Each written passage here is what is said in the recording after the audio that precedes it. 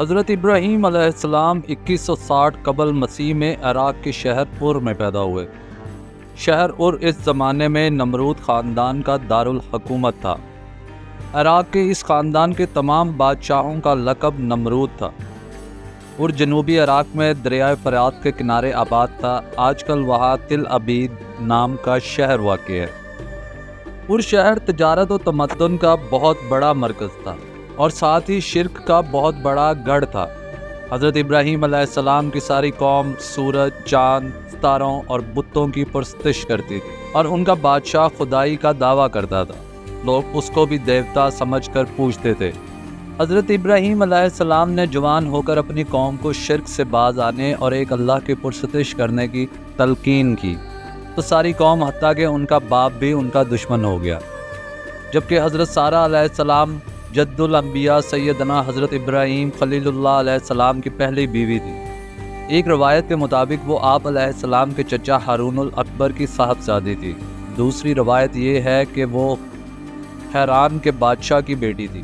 بہر صورت ان کا تعلق ایک نہایت معزز خاندان سے تھا۔ اللہ تعالیٰ نے حضرت سارہ علیہ السلام کو حسن سیرت اور حسن صورت دونوں سے نوازا تھا۔ وہ اپنے شوہر نامدار پر بلا تعامل ایمان لے آئیں اور دکھ سکھ ہر حال میں آخری دم تک حضرت ابراہیم علیہ السلام کا ساتھ دیا۔ حضرت ابراہیم علیہ السلام نے 2058 قبل مسیح میں اپنے وطن عراق سے شام و فلسطین کے علاقے حران کی طرف ہجرت کی، تو ان کے ساتھ صرف 2 نفوس تھے، ایک ان کے بھتیجے حضرت لوط علیہ السلام اور دوسرے ان کی اہلیہ حضرت سارہ علیہ السلام۔ ہجرت کے وقت حضرت ابراہیم علیہ السلام کی کوئی اولاد نہ تھی۔ انہوں نے چلتے وقت دعا کی، میرے پروردگار مجھے صالح اولاد عطا فرما۔ ان کی یہ دعا طویل مدت کے بعد پوری ہوئی۔ حضرت ابراہیم علیہ السلام نے ارض کنعان کے شہر حران میں قیام کیا۔ کچھ مدت کے بعد کنعان میں قحط پڑا تو حضرت ابراہیم علیہ السلام حضرت سارہ علیہ السلام کے ساتھ مصر تشریف لے گئے۔ اس وقت فرعونہ کے خاندان کا ایک فرعون مصر کا فرما روا تھا۔ فرعون نے حضرت سارہ علیہ السلام کو حضرت ابراہیم علیہ السلام سے زبردستی چھین لیا اور اپنے محل میں لے گیا۔ حضرت سارہ علیہ السلام کے لیے بڑی مصیبت اور آزمائش کا وقت تھا۔ فرعون بری نیت سے ان کی طرف بڑھا تو انہوں نے اللہ سے رو کر دعا مانگی کہ اے پروردگار مجھے اس ظالم سے بچا لے۔ اللہ تعالیٰ نے ان کی دعا قبول کر لی اور بادشاہ کو ایک ایسی بیماری میں مبتلا کر دیا جس سے وہ اپنے ہاتھ پاؤں نہیں ہلا سکتا تھا اور اسے یوں محسوس ہوتا تھا جیسے کوئی اس کا گلا گھونٹ رہا ہے۔ وہ سمجھ گیا کہ اللہ کی پیاری کوئی بہت نیک خاتون ہے۔ اب اس نے بڑی لجاجت کے ساتھ ان سے معافی چاہی اور درخواست کی کہ وہ اس کی صحت کے لیے دعا کرے۔ حضرت سارہ علیہ السلام نے دعا کی کہ الہی یہ اپنے کیے پر پچھتا رہا ہے، اس کو اپنی رحمت سے اچھا کر دے۔ ان کی یہ دعا بھی فوراً قبول ہوئی اور بادشاہ اسی وقت ٹھیک ہو گیا۔ ٹھیک ہو کر اس نے حضرت سارہ علیہ السلام کی بہت تعظیم و تکریم کی اور نہ صرف انہیں حضرت ابراہیم علیہ السلام کو واپس دے دیا بلکہ ہاجرہ نامی اپنی بیٹی کی شادی بھی یہ کہہ کر حضرت ابراہیم علیہ السلام سے کر دی، میری بیٹی کا اس گھر کنیز بن کر رہنا دوسرے گھر میں ملکہ بن کے رہنے سے بہتر ہے۔ اس کے ساتھ ہی بادشاہ نے بہت سی کنیزیں، غلام، مال، مویشی اور تحائف بھی حضرت ابراہیم علیہ السلام اور حضرت سارہ علیہ السلام کی نظر کیے۔ حضرت ابراہیم علیہ السلام کچھ مدت مصر میں مقیم رہ کر تبلیغ حق کرتے رہے۔ پھر وہ حضرت سارہ علیہ السلام، حضرت ہاجرہ اور حضرت لوط علیہ السلام کو ساتھ لے کر ملک کنعان کو واپس تشریف لائے اور فلسطین کے ایک شہر حبرون میں اقامت اختیار کی۔ یہ گاؤں مسلمانوں کے قبلہ اول بیت المقدس کے قریب واقع ہے اور آج کل الخلیل کے نام سے مشہور ہے۔ حضرت ابراہیم علیہ السلام نے سالہ سال تک شام، فلسطین، ریگستان عرب کے مختلف گوشوں تک گشت لگا کر لوگوں کو اسلام کی طرف بلاتے رہے۔ ان کے بھتیجے حضرت لوط علیہ السلام کو بھی اللہ تعالیٰ نے منصب نبوت پر فائز فرمایا۔ حضرت ابراہیم علیہ السلام نے ان کو صدوم بھیج دیا، جو وادی اردن میں بحر میت کے کنارے پر ایک بڑا شہر تھا۔ وہاں کے باشندے سخت بدکار تھے۔ حضرت لوط علیہ السلام کو ان لوگوں کی ہدایت پر مامور کیا گیا۔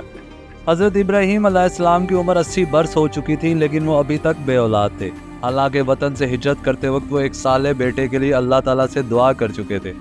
آخر ان کی دعا پوری ہونے کا وقت آ گیا اور اللہ تعالیٰ نے ان کو بشارت دی کہ ہم تجھے ایک بردبار بیٹا عطا کریں گے۔ چنانچہ تھوڑے ہی عرصے بعد اللہ تعالیٰ نے انہیں حضرت ہاجرہ کے بطن سے ایک بیٹا عطا فرمایا، جن کا نام انہوں نے اسماعیل رکھا۔ اس وقت حضرت ابراہیم علیہ السلام کی عمر 86 برس۔ اب تک تو حضرت سارہ علیہ السلام اور حضرت ہاجرہ کا قیام ایک ہی گھر میں تھا، لیکن تھوڑی ہی مدت کے بعد ان دونوں میں جدائی ہو گئی۔ حضرت سارہ علیہ السلام مستقل حبرون میں ہی مقیم رہی، مگر حضرت حاجرہ علیہ السلام کو حضرت ابراہیم علیہ السلام وادی فاران میں چھوڑ آئے، جہاں وہ اپنی وفات تک مقیم رہی۔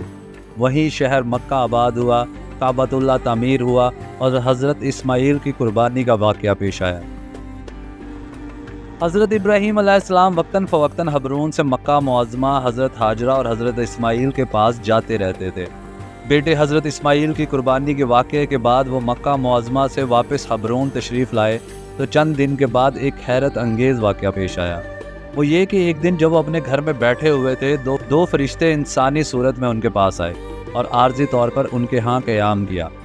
حضرت ابراہیم علیہ السلام بڑے مہمان نواز تھے، وہ اپنے ان مہمانوں کی ضیافت کے لیے ایک بنا ہوا بچڑا لے آئے، مگر جب انہوں نے دیکھا کہ ان مہمانوں نے کھانے کی طرف متعلق ہاتھ نہیں بڑھایا تو وہ جان گئے کہ یہ فرشتے ہیں، مگر یہ خیال کر کے ڈر گئے کہ شاید ان کی بستی سے کوئی ایسا قصور ہو گیا ہے جس کی گرفت کے لیے انسانی صورت میں نازل ہو۔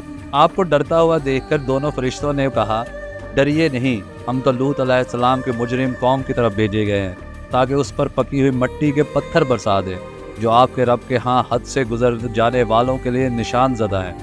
ساتھ ہی انہوں نے حضرت ابراہیم علیہ السلام کو ایک ذی عمر لڑکے اسحاق علیہ السلام کی پیدائش اور اسحاق کے بعد یعقوب کی پیدائش کی خوشخبری سنائی۔ حضرت سارہ علیہ السلام قریب ہی کھڑی تھی، اس وقت تک ان کے کوئی اولاد نہ ہوئی تھی اور وہ 90 برس کی عمر کو پہنچ چکی تھی۔ وہ فرشتوں کے منہ سے لڑکے کی پیدائش کی خبر سن کر چیختی ہوئی آگے بڑھی اور بولی، ہائے میری کمبختی، کیا اب میرے ہاں اولاد ہوگی، جبکہ میں بڑھیا بھانج ہو گئی اور میرے میاں بھی بوڑھے ہو چکے۔ اس وقت حضرت ابراہیم علیہ السلام کی عمر 100 برس تھی۔ یہ تو بڑی عجیب بات ہے۔ فرشتوں نے کہا، اللہ کے حکم پر تعجب کرتی ہو؟ ابراہیم کے گھر والوں، تم لوگوں پر تو اللہ کی رحمت اور اس کی برکتیں ہیں، اور یقیناً اللہ نہایت قابل تعریف اور بڑی شان والا ہے۔ حضرت ابراہیم علیہ السلام یہ عظیم و شان خوشخبری سن کر خوش ہوئے۔ کوئی 1 سال بعد اللہ تعالیٰ نے حضرت ابراہیم علیہ السلام کو حضرت سارہ علیہ السلام سے حضرت اسحاق علیہ السلام عطا کیے۔ حضرت اسحاق کے بیٹے حضرت یعقوب کا دوسرا نام یا لقب اسرائیل تھا۔ اسی نسبت سے ان کی اولاد کو بنی اسرائیل کہا جاتا ہے۔ بنی اسرائیل میں حضرت عیسیٰ علیہ السلام تک بڑی تعداد میں پیغمبر پیدا ہوئے۔ حضرت سارہ علیہ السلام کو اللہ تعالیٰ نے طویل زندگی عطا کی۔ ان کے سامنے حضرت اسحاق علیہ السلام جوان ہوئے، ان کی شادی ہوئی